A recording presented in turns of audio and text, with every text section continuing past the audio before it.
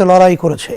প্রতিষ্ঠাকালে আমাদের দলের নাম ছিল ইসলামী শাসনতন্ত্র আন্দোলন, কারণ সেই 1987 সালেই আমাদের অনুধাবনে এটা ছিল যে সংবিধানে দেশ চলছে তা এই দেশের ইতিহাস, ঐতিহ্য ও বোধবিশ্বাসের সাথে সামঞ্জস্যপূর্ণ না।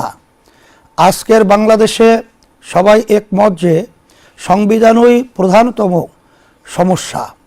জুলাই গণ অভ্যুত্থানের মধ্য দিয়ে আমরা সংবিধান সংস্কার সহ রাষ্ট্রের সামগ্রিক সংস্কার করার একটি সুযোগ পেয়েছি। সেই সুযোগে বাস্তবে পরিণত করার জন্য আগামী 12 তারিখের নির্বাচন তাৎপর্যপূর্ণ। আপনার একটি ভোট মহান স্বাধীনতা ও 24 জুলাই এর প্রত্যাশাকে বাস্তবায়িত করতে সহায়তা করবে ইনশাআল্লাহ। প্রিয় দেশবাসী, স্বাধীনতার পরে 54টি বছর অতিক্রান্ত হয়েছে। এক সাগর রক্ত উৎসর্গ করার পরেও আমরা কাঙ্ক্ষিত সাম্য, মানবিক মর্যাদা ও সামাজিক ন্যায় বিচার পাই নাই। আর্থিক সমৃদ্ধি আসে নাই, নিরাপত্তা নিশ্চিত হয় নাই, বরং দারিদ্রতা, সন্ত্রাস, রাজনৈতিক হানাহানি, অবিচার, সীমাহীন বৈষম্য, বেকারত্ব আমাদের দেশকে কুরে কুরে খেয়েছে। অতীতে যারাই দেশ পরিচালনা করেছে তাদের কেউই এই দায় এড়াতে পারবে না। এখানে ভোটার হিসাবে আমার আপনার দায়ও রয়েছে। ভুল নীতি ও নেতাকে ভোট দেওয়ার মাধ্যমে এর দায় আমাদের উপরেও বর্তায়। প্রিয় দেশবাসী, ভাই ও বোনেরা, আমাদের সমস্যা ছিল দুইটা। এক, রাষ্ট্র পরিচালনার নীতি হিসাবে ভুল নীতি গ্রহণ করা, এবং 2, ভুল নেতা বাছাই করা। ভুল নীতির কারণে অনেক ভালো নেতাও দেশকে কাঙ্ক্ষিত মানে নিয়ে যেতে পারে নাই। আসন্ন 13বার জাতীয় সংসদ নির্বাচনে ইসলামী আন্দোলন বাংলাদেশ এই ভূখণ্ডের মানুষের হাজার বছরের চর্চিত বিশ্বাস ও জীবনাচারের নীতি ইসলামকে রাষ্ট্র পরিচালনার নীতি হিসাবে উপস্থাপন করেছে। শরিয়া কেবলই একটি আইনের নাম নয়, বরং শরিয়া হলো মানুষের বিশ্বাস, জীবনবোধ, সংস্কৃতি, অভ্যাস ও আইনের সমষ্টি। আমরা এই অঞ্চলের অধিকাংশ মানুষ বিশ্বাস হিসাবে, জীবনবোধ হিসাবে এবং সংস্কৃতিতে, অভ্যাসে ইসলামকে ধারণ করি। এখন যদি রাষ্ট্র পরিচালনার মূল নীতিতে ইসলামকে বাস্তবায়ন করতে পারি, তাহলেই বাংলাদেশ তার প্রত্যাশিত সমৃদ্ধি ও লক্ষ্য খুঁজে পাবে ইনশাআল্লাহ। রাষ্ট্র পরিচালনায় ইসলামের মৌলিক নীতিমালার মধ্যে রয়েছে আদালত, ইনসাফ, নাগরিকের স্বার্থের প্রতি সংবেদনশীলতা, দায়বদ্ধতা, সামাজিক নিরাপত্তা, আইনের শাসন এবং সকল ধর্মের মানুষের ধর্মীয় আচার পালনের অধিকার ও সমান সম্মান, মর্যাদা প্রদান করা। ইসলামী আন্দোলন বাংলাদেশ রাষ্ট্র ক্ষমতায় গেলে এই মৌলিক নীতিমালার পূর্ণ প্রতিপালন করবে। প্রিয় দেশবাসী, ইসলামী আন্দোলন বাংলাদেশ 13বার জাতীয় সংসদ নির্বাচনে 258 আসনে হাতপাখা প্রতীকে প্রতিদ্বন্দ্বিতা করছে। আপনারা জানেন, প্রচলিত আইন ও বন্দোবস্তের মোকাবেলায় ইসলামী আন্দোলন বাংলাদেশ এদেশের হাজার মানুষের বোধবিশ্বাসের আলোকে ইসলামের নীতিতে দেশ পরিচালনার লক্ষ্য নিয়ে নির্বাচনী প্রচারণা চালিয়ে যাচ্ছে। আপনাদের থেকে যে স্বতঃস্ফূর্ত সাড়া আমরা পাচ্ছি তা আমাদেরকে আপ্লুত করছে। ইনশাআল্লাহ আগামী 12 তারিখ আপনারা হাতপাখা প্রতীকে ভোট দিয়ে আমাদেরকে বিজয় করলে জনপ্রত্যাশার বাংলাদেশ নির্মাণ করব ইনশাআল্লাহ। প্রিয় দেশবাসী, ভোট অর্থ হলো আপনি কাউকে আপনার হয়ে রাষ্ট্র পরিচালনার দায়িত্ব দেয়া। ভোট অর্থ কাউকে রাষ্ট্র পরিচালনায় যোগ্যতর বলে সাক্ষ্য দেয়া। পবিত্র কোরআনে আল্লাহ তাআলা বলেন, মাইয়াশফা শাফাআতান হাসানাতান ইয়াকুল্লাহু নাসিবুম মিনহা ওয়া মাইয়াশফা শাফাআতান সাইয়্যাতান ইয়াকুল্লাহু কিফলুম মিনহা ওয়া কানাল্লাহু আলা কুল্লি শাইইন মুকিতা। যে ভালো সুপারিশ করবে তা থেকে তার জন্য একটি অংশ থাকবে, এবং যে মন্দ সুপারিশ করবে তার জন্য তা থেকে একটি অংশ থাকবে। সূরা আন-নিসা 85 নম্বর আয়াতে অর্থ খুবই স্পষ্ট। আপনি যদি ভোটের মাধ্যমে কোনো ভালো নীতি ও ব্যক্তির জন্য সুপারিশ করেন, তাহলে সেই ভালো নীতি ও ব্যক্তির কৃত ভালো কাজের নেকি আপনি পাবেন। আর যদি আপনি কোনো খারাপ নীতি ও ব্যক্তির জন্য সুপারিশ করেন, তাহলে সেই খারাপ নীতি ও ব্যক্তির করা অপরাধের পাপের ভাগ আপনার আমল নামাতেও যুক্ত হবে। কোনো দুর্নীতি, সন্ত্রাস ও টাকা পাচার না করেও কেবল ভুল জায়গায় ভোট দেওয়ার কারণে আপনার আমল নামায় দুর্নীতি ও সন্ত্রাসের পাপ যুক্ত হতে পারে। তাই ভোট প্রদান কেবল ইহকালীন বিষয় নয়, বরং একই সাথে একটি পরকালীন বিষয়ও বটে। তাই ভোট প্রদানে সতর্ক থাকতে হবে। প্রিয় দেশবাসী, ইসলামী আন্দোলন বাংলাদেশের ইশতেহার জাতির সাথে একটি প্রতিজ্ঞা। আল্লাহর রহমতে এবং আপনাদের সমর্থনে রাষ্ট্র ক্ষমতায় অধিষ্ঠিত হলে এই ইশতেহারের প্রতিটি ধারা বাস্তবায়নে ইসলামী আন্দোলন বাংলাদেশ দৃঢ় প্রতিজ্ঞ থাকবে ইনশাআল্লাহ। ইসলামী আন্দোলন বাংলাদেশের ইশতেহারের শিরোনাম রাখা হয়েছে জনপ্রত্যাশার ইশতেহার। ইশতেহারকে আমরা 3টি অধ্যায়ে উপস্থাপন করছি। রাষ্ট্র গঠনে আমাদের নীতিগত অবস্থান, রাষ্ট্র সংস্কারে আমাদের পরিকল্পনা, খাত ভিত্তিক উন্নয়ন পরিকল্পনা এবং মৌলিক ইশতেহার। শিরোনামে 30টি বিষয় তুলে ধরা হয়েছে। প্রিয় দেশবাসী, রাষ্ট্র গঠনে আমরা নীতিগত 8 দফা ঘোষণা করেছি। রাষ্ট্র পরিচালনার সকল ক্ষেত্রে ইসলামের মৌলিক নীতিমালার পরিপালন, ইসলাম প্রচলিত অর্থে ধর্ম বলতে যা বোঝায় তার চেয়েও বিস্তৃত একটি ধারণা। বিশ্বাসের সমষ্টি ও ইবাদতের সাথে ইসলাম জীবন পরিচালনার সকল ক্ষেত্রে সুনির্দিষ্ট নীতিমালা ও নির্দেশনা দেয়। বিশেষ করে মানুষের সবচেয়ে বড় যৌথ প্রকল্প রাষ্ট্র ও শাসন সংক্রান্ত বিষয়ে ইসলামের নির্ধারিত, বিস্তৃত এবং বহু শতাব্দী চর্চিত রীতি নীতি ও বিধিমালা রয়েছে, যার আলোকে 1300 বছর মানব সভ্যতা শান্তি ও সমৃদ্ধির সাথে পরিচালিত হয়েছে। ক্ষমতার চর্চা ও হস্তান্তরে গণতান্ত্রিক পদ্ধতির অনুসরণ একটি ন্যায়ভিত্তিক, নিরাপদ, সুশাসিত ও সাম্যভিত্তিক বাংলাদেশ গড়ে তোলা হবে। শাসন ও রাষ্ট্র সংক্রান্ত ইসলামের ধারণায় ক্ষমতার চর্চা হয় না, বরং দায়িত্ব পালন এর মনোভাব প্রাধান্য বিস্তার করে। নাগরিকের সাথে শাসকের সম্পর্ক ক্ষমতার সম্পর্ক নয়, বরং দায়িত্বের সম্পর্ক বিরাজ করে। এই নীতিবোধ থেকে রাষ্ট্র পরিচালনা করা হবে এবং দায়িত্ব হস্তান্তরে আগ্রহী দৃষ্টিভঙ্গি পালন করা হবে। সকল ধর্ম ও ক্ষুদ্র নৃগোষ্ঠীর অধিকার সম্মান রক্ষায় প্রতিশ্রুতি ইসলামী আন্দোলন বাংলাদেশ দেশ, ধর্ম বা জাতি বিবেচনায় কাউকে সংখ্যালঘু বা সংখ্যাগুরু বিবেচনা করবে না। সকলের ধর্মীয় বিশ্বাস রক্ষা ও পালনের নিরাপদ ও উৎসব মুখর পরিবেশ নিশ্চিত করতে আমরা প্রতিজ্ঞাবদ্ধ। ক্ষুদ্র নৃগোষ্ঠীর ভাষা ও সংস্কৃতির প্রতি এক ধরনের হুমকি থাকায় তা রক্ষায় বিশেষ কর্মপরিকল্পনা নেওয়া হবে। পারস্পরিক সম্মান ও সহযোগিতামূলক বৈদেশিক সম্পর্ক ইসলাম প্রতিবেশীর সাথে আস্থার ও কল্যাণকামিতার সম্পর্ক গড়ার নির্দেশ দেয়। প্রতিবেশীর প্রতি শত্রুতামূলক আচরণ থেকে নিষেধ করে। ফলে ইসলামী আন্দোলন বাংলাদেশ ঘোষণা করছে যে বাংলাদেশ তার সকল প্রতিবেশী ও বিশ্বের অপরাপর রাষ্ট্রের সাথে পারস্পরিক সম্মান ও সহযোগিতার সম্পর্ক গড়ে তুলবে। মুসলিম উম্মাহের সমৃদ্ধি ও নিরাপত্তা নিশ্চিত করতে প্রয়োজনীয় পদক্ষেপ নেওয়া হবে। রাষ্ট্র পরিচালনায় সুশাসন, স্বচ্ছতা ও জবাবদিহিতা প্রতিষ্ঠা করা হবে।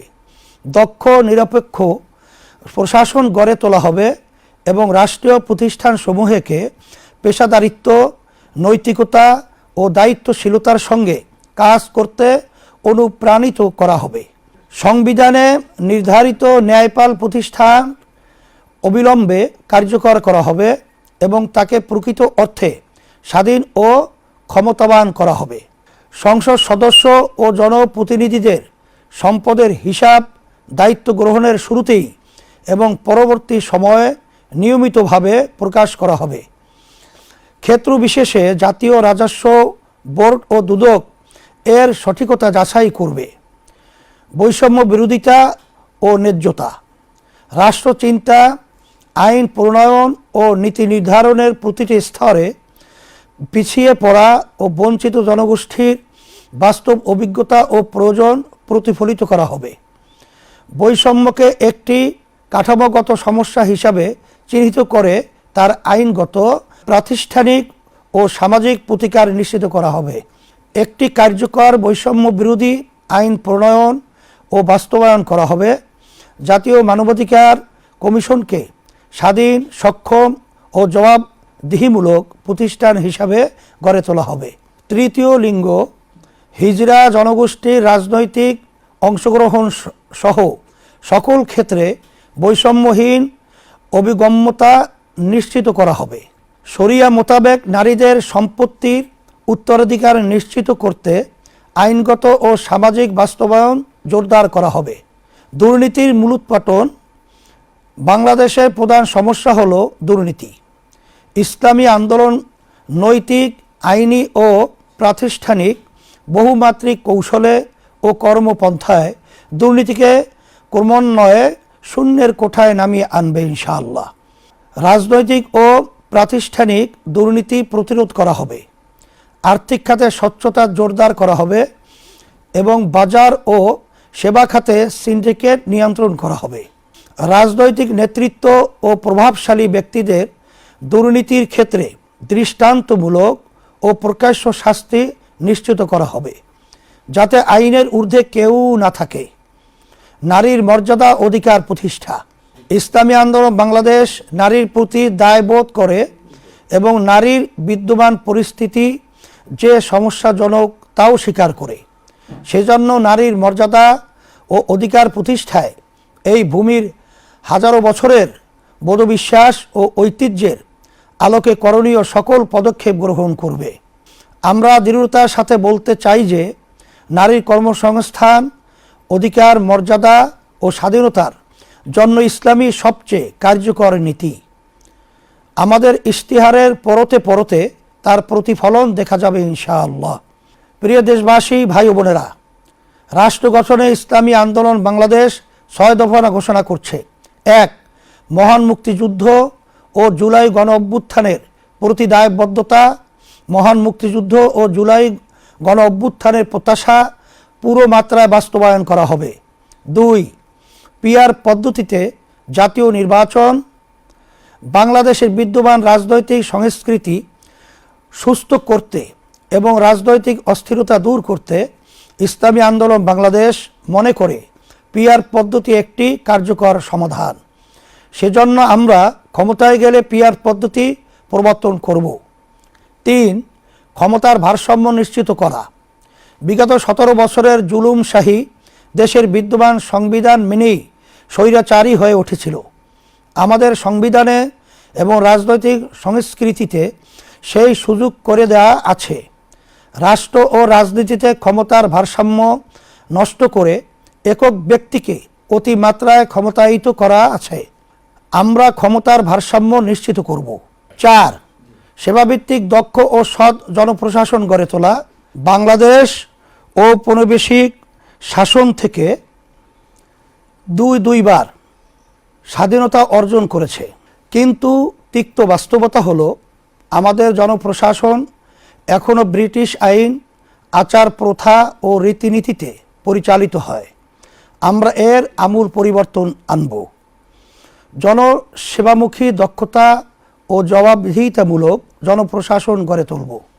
সরকারি ব্যয়ের অগ্রাধিকার নির্ধারণ ও ব্যয়ের দক্ষতা ও উৎকর্ষতা বৃদ্ধির লক্ষ্যে পাবলিক এক্সপেন্ডিচার রিভিউ কমিশন গঠন করা হবে। 5. রাজস্ব পরিধির সম্প্রসারণ। রাজস্ব আয় জিডিপির হারের উল্লেখযোগ্য বৃদ্ধি করে আগামী 5 বছরে এ হার দক্ষিণ এশিয়ার গড় হারের সমপর্যায়ে 14 থেকে 15% উন্নীত করা হবে। এনবিআরের যেসব সংস্কার কার্যক্রম গৃহীত হয়েছে সেগুলির বাস্তবায়ন করা হবে। ছয়, স্বনির্ভর শক্তিশালী ও বহুমাত্রিক ডিফেন্স সিস্টেম গড়ে তোলা। বাংলাদেশ একটি স্বাধীন দেশ। বর্তমান বিশ্ব ব্যবস্থায় স্বাধীনতা টিকিয়ে রাখা দুষ্কর। মতাদর্শগত ভিন্নতার কারণে অন্য দেশের সার্বভৌমত্ব লঙ্ঘন করার ঘটনা খুবই সাধারণ ঘটনায় পরিণত হয়েছে। সেজন্য আমরা স্বনির্ভর ও শক্তিশালী প্রতিরক্ষা ব্যবস্থা গড়ে তুলব। আকাশ, নৌ ও স্থল বাহিনীর সক্ষমতা বিশ্বমানের করে তুলব ইনশাআল্লাহ। প্রিয় দেশবাসী, ইশতেহারের মৌলিক অংশগুলো একত্রে আপনাদের সামনে তুলে ধরছি। ১. দেশের স্থায়ী শান্তি ও মানবতার সার্বিক মুক্তির লক্ষ্যে রাজনীতিতে গুণগত পরিবর্তন। ২. দুর্নীতি, দুঃশাসন, সন্ত্রাস, চাঁদাবাজি, দখলবাজি, মাদকমুক্ত কল্যাণ রাষ্ট্র প্রতিষ্ঠা। ৩. সাম্য, মানবিক মর্যাদা, সুশাসন ও ন্যায় বিচার প্রতিষ্ঠা। ৪. রাষ্ট্র পরিচালনায় রাষ্ট্র পরিচালনায় সর্বত্র শরিয়ার প্রাধান্য। ৫. কৃষি ও শিল্প বিপ্লব ঘটিয়ে বেকার ও দারিদ্র্যমুক্ত এবং অর্থনৈতিক সমৃদ্ধশালী দেশ গঠন। ৬. নৈতিকতা সমৃদ্ধ কর্মমুখী বিজ্ঞান ভিত্তিক শিক্ষা ব্যবস্থা। ৭. সার্বজনীন কর্মসংস্থান। ৮. পর্যায়ক্রমিক রাষ্ট্র সংস্কার। ৯. মহান মুক্তিযুদ্ধ ও জুলাই গণঅভ্যুত্থানের প্রত্যাশার প্রতি দায়বদ্ধতা। ১০. আর্থিক, সামরিক ও কূটনৈতিক সক্ষমতা বৃদ্ধি। ১১. নারী, শ্রমিক ও প্রান্তিক জনগোষ্ঠীর অধিকার সহ সকল জনগোষ্ঠীর মৌলিক মানবাধিকারের সুরক্ষা। ১২. রাষ্ট্র, সমাজ ও অর্থনীতিতে বৈষম্য বিলোপ। ১৩. সকলের জন্য সাশ্রয়ী ও উন্নত স্বাস্থ্য ব্যবস্থা। ১৪. পরিবেশ দূষণ রোধ, দুর্যোগ ব্যবস্থাপনা ও জলবায়ু অভিঘাত ব্যবস্থাপনায় গুরুত্ব। ১৫. ধর্মীয় স্বাধীনতা, নিরাপত্তা ও পারস্পরিক সহাবস্থান। ১৬. দুর্নীতি, সন্ত্রাস দমন নয়, নির্মূলকরণ কর্মসূচি ও গ্রহণ। ১৭. শুধু আইনের শাসন নয়, ন্যায়ের শাসন প্রতিষ্ঠা। ১৮. পিআর পদ্ধতি বাস্তবায়ন। ১৯. মানুষের সার্বিক কল্যাণ প্রতিষ্ঠায় ধর্ম ও রাজনীতির সমন্বয়। ২০. দুর্নীতি, সন্ত্রাস, খুন ও অনৈতিক পেশার সাথে জড়িতদের রাজনীতিতে নিষিদ্ধকরণ। ২১. খুন, গুম, মিথ্যা, গায়েবী মামলা, জুলুম, নির্যাতন ও দুঃশাসনের বিলোপ। ২২. জনগণের বাক স্বাধীনতা এবং গণমাধ্যমের নিরাপত্তা ও স্বাধীনতা নিশ্চিত করা। ২৩. নারীদের শুধু সম অধিকার নয়, অগ্রাধিকার প্রতিষ্ঠা করা। ২৪. শিল্প উদ্যোক্তাদের ঋণ প্রদান, গ্যাস, বিদ্যুৎ, পানি, সুয়ারেজ, আমদানি রপ্তানি কার্যক্রমে ওয়ান স্টপ সার্ভিস কর্মসূচি গ্রহণ। ২৫. সকল শিক্ষা প্রতিষ্ঠানকে জাতীয়করণ। ২৬. মৎস্য ও প্রাণী সম্পদ খাতে বিদ্যমান সমস্যা দূর করে এই খাতে বাংলাদেশকে স্বয়ংসম্পূর্ণ ও বৈশ্বিক মানে উন্নীত করা। ২৭. সড়ককে নিরাপদ করার জন্য প্রয়োজনীয় সকল ব্যবস্থা গ্রহণ। ২৮. বাংলাদেশকে ১৫ বছরের মধ্যে উন্নত ও কল্যাণ রাষ্ট্রে পরিণত করা। ২৯. শ্রমের মর্যাদা ও শ্রমিকের ন্যায্য অধিকার প্রতিষ্ঠা। ৩০.